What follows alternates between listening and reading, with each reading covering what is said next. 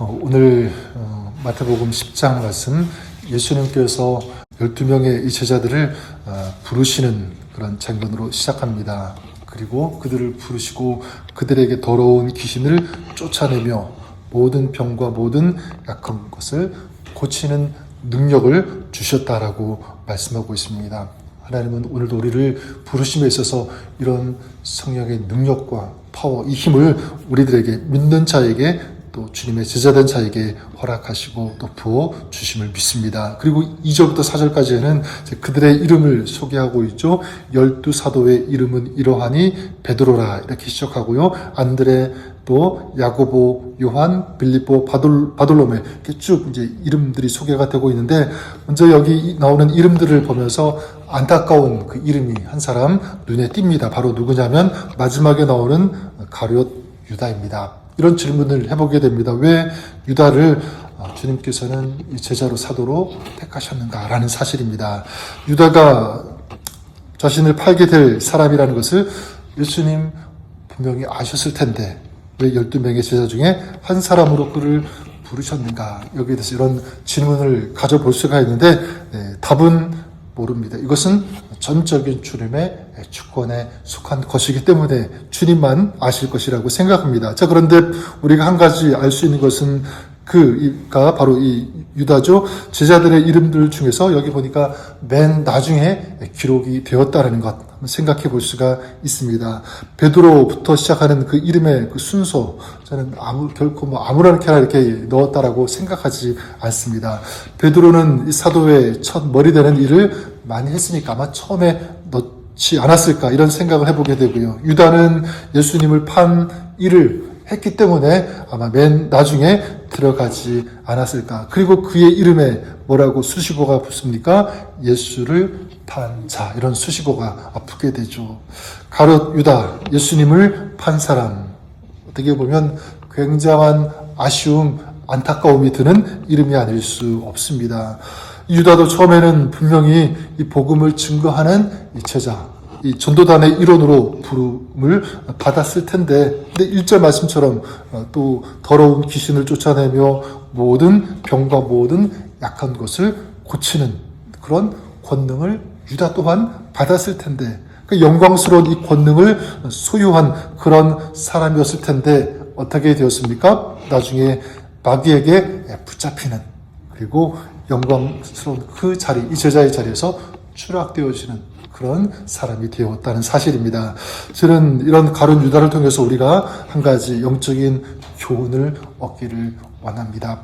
처음에 영광으로 시작했다가 나중에 추락하는 그런 인생, 그런 삶이 되지 말아야 되겠다라고 하는 어떤 그런 생각을 가져보게 되고요. 반대로 우리 베드로처럼 인정받고 정말 제대로 쓰임받는, 우리 하나님께서 인정하시는 그런 제자로, 또 하나님의 백성으로 오늘을 살아가는, 또 복음을 증거하는 참된 복음의 증인이 되는 그런 삶을 살아가는 저 여러분, 오늘 우리의 삶이 그렇게 될 수 있기를 주님의 이름으로 간절히 축원합니다. 그러기 위해서 우리가 몇 가지 좀 가져야 될, 또 지켜야 될 자세가 있는데 한 4가지 정도 좀 찾아보기를 원하는데, 첫 번째는 뭐냐면 바로 이것입니다. 초심을 잃지 않는 것, 이것입니다. 처음 붙잡은 것을 끝까지 붙잡는 그런 자세가 우리에게 필요하다라는 사실입니다. 아마 이 가룟 유다도 처음에는 주님을 붙잡는, 주님을 의지하는 이 초심을 가졌을 것입니다. 자신에게 임한 이 하늘의 능력을 계속 사모하면서 붙잡았을 거예요. 그런데 어느 순간 자기의 손에 돈이 들어왔고, 그때부터 그 돈을 붙잡는, 물질을 붙잡는 인생이 되고 말았다는 사실입니다. 초심을 잃은 거죠. 저는 우리가 주님을 끝까지 붙잡으시는 초심을 잃지 않는 그런 저 여러분, 우리가 될 수 있기를 주님의 이름으로 간절히 축원합니다. 이렇게 이 믿음을 가질 때, 지킬 때, 주님을 붙잡을 때 주님께서 제자들에게 허락하신 이 놀라운 권능, 병을 고치며 더러운 귀신을 쫓아내는, 악한 것을 이기는 그런 능력, 우리 주님께서 우리에게도 허락하여 주시고 그 능력 잃어버리지 않도록 주님께서 지켜주실 것을 믿습니다. 제자는 주님께서 부르신 자들. 자, 그렇기 때문에 제자로 살아가는 오늘 우리 항상 어떻게 되면 주님을 앙망하고 주님을 의지하는, 또 주님을 붙잡고 나가는 그런 저희들이 되어야 될 줄 믿습니다. 또한 두 번째, 제자된 이자의 삶의 자세 어떻게 해야 되냐면, 빚진 자의 마음을 잃지 않아야 된다, 이렇게 말씀드리고 싶어요. 오늘 말씀 7절과 8절에 말씀하고 있죠. 가면서 전파하여 말하되 천국이 가까웠다 하고 병든 자를 고치며 죽은 자를 살리며 나병 환자를 깨끗하게 하며 귀신을 쫓아내되 너희가 거저 받았으니 거저 주어라. 거저 받았으니 거저 주라라고 말씀하고 있습니다. 천국이 가까웠다 전파하고 구제하고 선행을 베풀어야 되는데 어떤 마음으로 해야 되는가? 이 마음의 자세가 중요하다는 거죠. 어떤 마음을 말씀하고 있습니까? 빚진 자의 마음. 거저 받았으니까 거저 줄 수 있어야 된다. 저는 우리가 그럴 수 있기를 바랍니다. 우리 신앙생활 사역하는 것, 어떤 일을 할 때 여러분 그 목적이 사람들부터 인정받기 위해서, 칭찬을 듣기 위해서 절대로 그렇게 하지 마시고, 내가 거저 받았기 때문에, 주님의 사랑, 그 주님의 은혜를 내가 받았기 때문에 그것을 돌려준다라는 그런 마음을 가지고, 순수하고 깨끗한 그 마음을 가지고 섬길 수 있는 우리가 될 수 있기를 바랍니다. 또한 세 번째는요, 어떤 자세냐면, 이미 말씀드렸지만 주님을 전적으로 의지하는 그런 마음, 주님의 인도하심을 따르는 그런 자세가 필요하다라는 것입니다. 9절 10절에 말씀하고 있습니다. 여행을 위하여 배낭이나 두벌 옷이나 신이나 지팡이를 가지지 말라. 이는 일꾼이 자기의 먹을 것 밟는 것이 마땅함이라. 여행을 위해서 배낭이나 두벌 옷, 신, 지팡이를 가지지 말라. 여기는 어떤 마음, 어떤 자세를 요구하고 있는 거죠? 주님만 의지하라라고 하는 그런 메시지인 줄 믿습니다. 일꾼이 먹을 것, 받는 것 마땅합니다. 그렇기 때문에 우리가 주님을 의지하면, 주님을 의지하고 주님께서 맡기신 일을 감당할 때 주님께서 우리의 필요를 아시고 주님께서 공급해 주실 것을 믿습니다. 그러니까 오직 이 주님을 의지하는 그런 자세. 그리고 마지막 네 번째는 무엇이냐면 최선을 다해야 된다. 끝까지 이 자세. 14절에 말씀하고 있습니다. 누구든지 너희를 영접하지도 아니하고 너희 말을 듣지도 아니하거든 그 집이나 성에서 나가 너희 발의 먼지를 떨어 버리라. 복음을 전함에 있어서 영접하지 않고 말을 끝까지 듣지 않는, 영접하지 않는 그런 사람들에게 발의 먼지를 떨어 버리라. 발의 먼지를 떨어버린다는 것, 어떻게 보면 포기하고 또 저주하는 행위로 볼 수가 있는데, 이거는 거꾸로 뒤집어 보면 사도의 입장에서 본다면 끝까지 마지막까지 최선을 다했다라는 그런 의미로도 볼 수가 있습니다. 나는 최선을 다했는데 그런데도 불구하고 저들이 배척한다면 어쩔 수 없다라고 하는 거예요. 그래서 이 속에 담긴 의미는 무엇입니까?